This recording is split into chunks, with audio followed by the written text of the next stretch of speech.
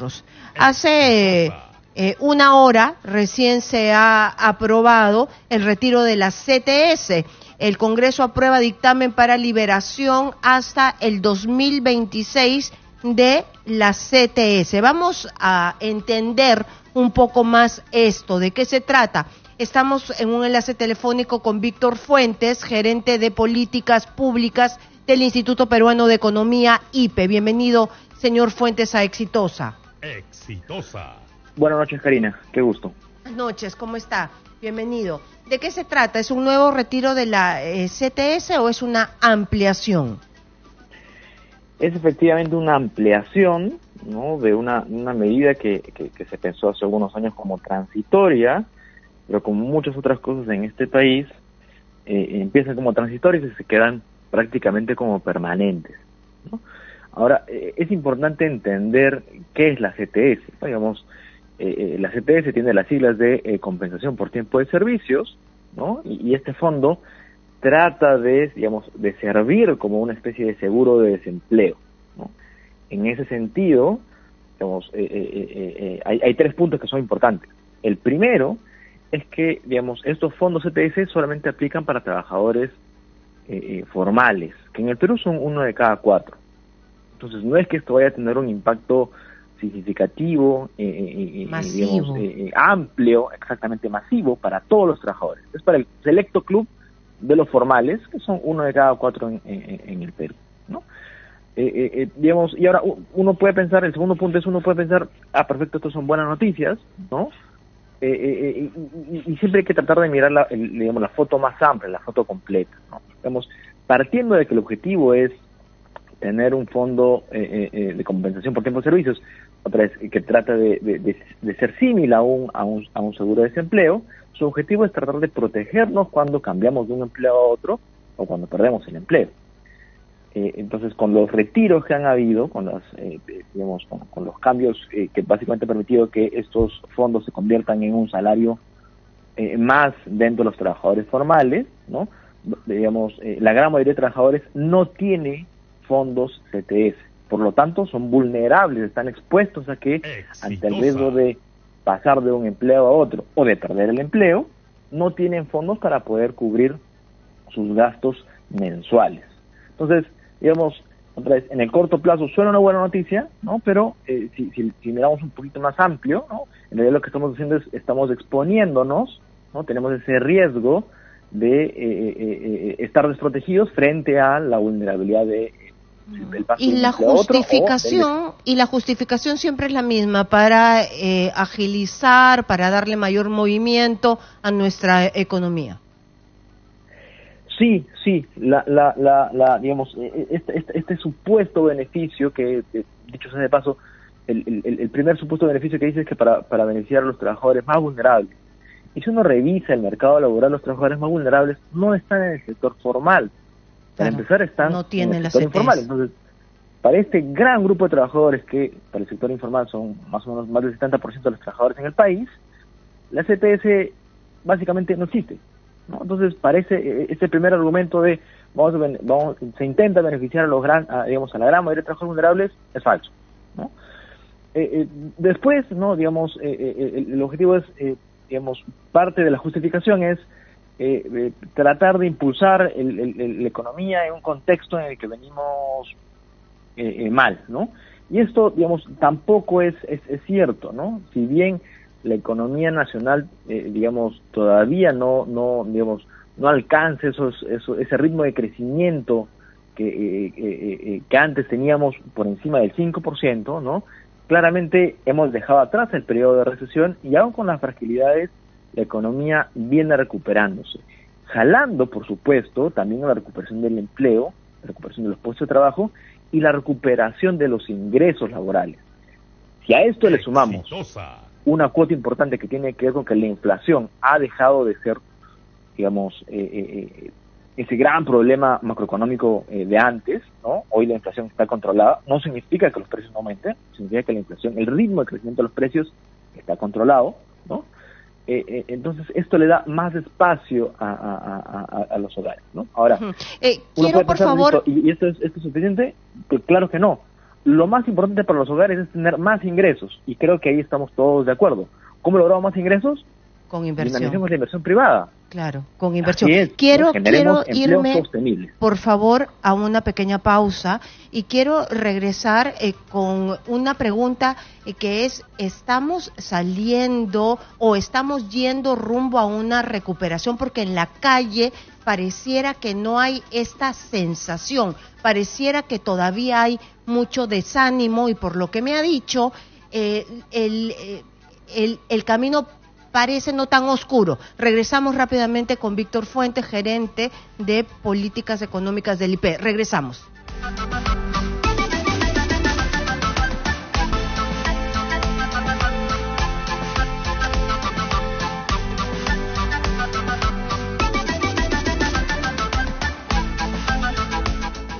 Bienvenidos, regresamos rápidamente con el enlace telefónico con Víctor Fuentes, gerentes de políticas públicas del Instituto Peruano de Economía, IP, a razón de que se acaba de aprobar hace una hora nada más la ampliación del retiro de la CTS. El Congreso ha aprobado un dictamen para la liberación hasta el 2026. Entonces, le había dejado una pregunta, señor Fuentes. Pareciera que, como nos había comentado, el camino no estaba tan complejo en la economía. Pareciera una esperanza en esta viña del Señor, cuando los peruanos no estamos tan animados, ¿no? ¿Hay luz o no? Sí, digamos, creo que es importante revisar esos matices, ¿no?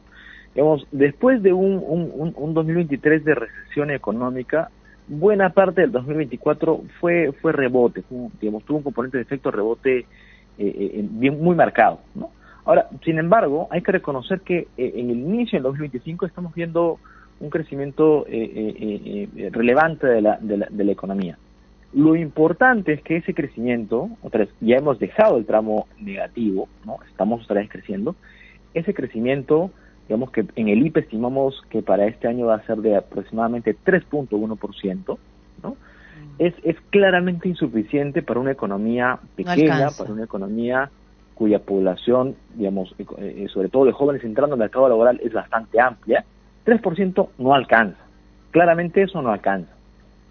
Ahora, ¿Cómo hacemos para aspirar a tener un crecimiento de 5%, tasas que hemos tenido en promedio durante varios años, ¿no? Y que nos ha permitido tener mejoras importantes en términos de ingresos, en términos de pobreza, ampliar la clase media, ¿no? Gran parte tiene que ver con cómo hacemos para que la inversión privada finalmente despegue, ¿no?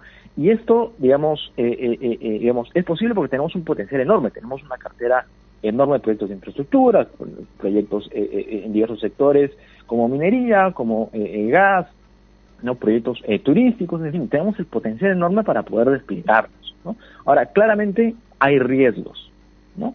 Y acá quisiera mencionar tres principales riesgos para el crecimiento del 2025. Uno tiene que ver, digamos, por supuesto, con lo que está pasando en el mundo, ¿no? La incertidumbre política de la política comercial. Por Trump, ¿no?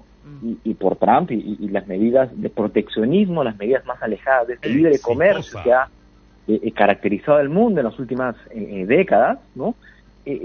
Más allá de los propios aranceles, el principal riesgo es que esta escalada, estas tensiones, hagan que el crecimiento de nuestros principales socios comerciales, como Estados Unidos, China, la Unión Europea, se enfríe. Si se enfría el crecimiento mundial, el crecimiento del Perú también se enfría. El segundo riesgo es más local, es de la incertidumbre local que nos genera el pésimo manejo de la creciente inseguridad ciudadana, ¿no? Y hemos visto cómo las extorsiones se han multiplicado por 6 en los últimos 5 años, tenemos tasas de homicidio en niveles también sumamente altos, y esto desvía recursos de dos maneras. En el corto plazo, ¿no? Tanto familias como empresas tienen que comprar una cámara, tienen que pagar vigilancia, ¿no? Claro. En lugar de, por ejemplo, poder, claro, tienen que protegerse de la mejor manera que puede, ¿no? Contrario, por supuesto, a lo que han mencionado algunos congresistas, yo creo que de manera muy triste y desafortunada, la seguridad es un bien, es un servicio público que debe proveer el Estado. Definitivamente. Por fuera de eso, es un costo económico para personas y para empresas. Y ese costo económico desvía recursos de consumo en el corto plazo, pero también de inversión. En lugar de invertir los hogares, por ejemplo, en los hogares, en educación, ¿no? Tenemos que ir pensando si vamos a llegar seguros a fin de mes, si no nos van a pedir una extorsión, claro, un chantaje. Y poner un sticker en nuestra puerta, ¿no? Para vivir seguros. Terrible. En el caso de empresas, dejo de contratar un trabajador más, dejo de invertir en la ampliación de la panadería, de la fábrica, digamos, no importa el tamaño de la empresa, no importa el nivel socioeconómico de la familia. Yo creo que la inseguridad es creciente y se va configurando como el principal problema del país, ¿no? Y un tercer riesgo que no es menor, ¿no? Y sobre todo se va a ver un poco más marcado en la segunda parte del año, tiene que ver con la incertidumbre política, exactamente, claro, ¿no? En un país que tiene más de 40 partidos electorales, el nivel de representatividad que vamos a tener de las autoridades en el 2026 va a ser bajísimo. Y si no tenemos representatividad, si en este Congreso, que ya es decir bastante, ¿no? La capacidad para ponerse de acuerdo es bastante baja, y cuando se ponen de acuerdo es básicamente para... Pero Víctor, todas las expectativas que venía yo así, agarrándome de la lucecita, he descendido pues a las oscuridades nuevamente.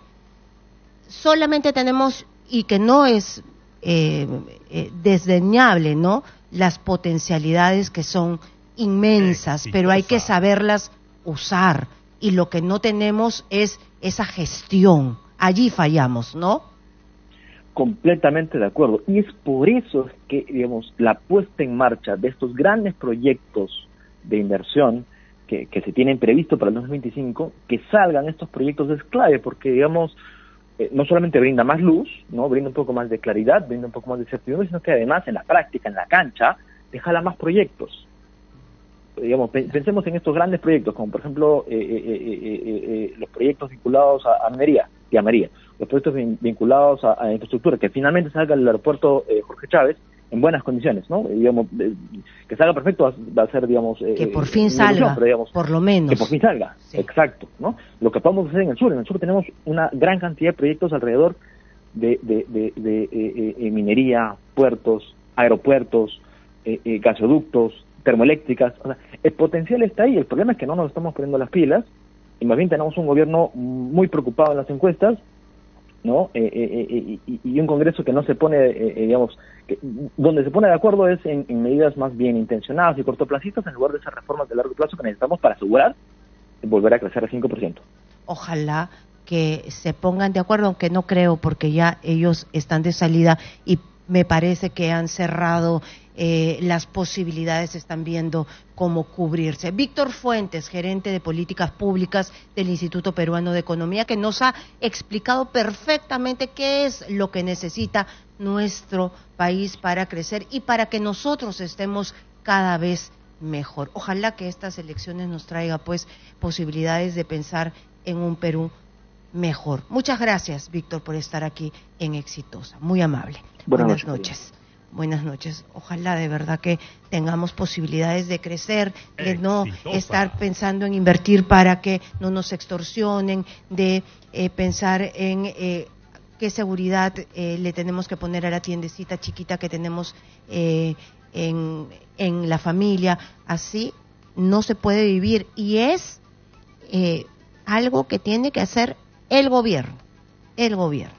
Muy bien, ustedes saben que a partir de las 9 de la noche nosotros tenemos nuestros temas utilitarios, y esta vez nuestro tema utilitario tiene que ver con economía.